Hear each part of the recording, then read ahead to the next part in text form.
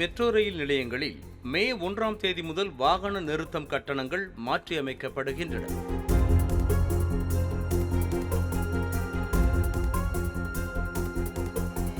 Metro ரயிலில் பயணிக்காமல் வாகனம் நிறுத்தும் வசதியை மட்டும் பயன்படுத்துவோருக்கான பார்க்கிங் கட்டணம் 18 மெட்ரோ ரயில் நிலையங்களில் இன்று முதல் உயர்த்தப்படுகிறது.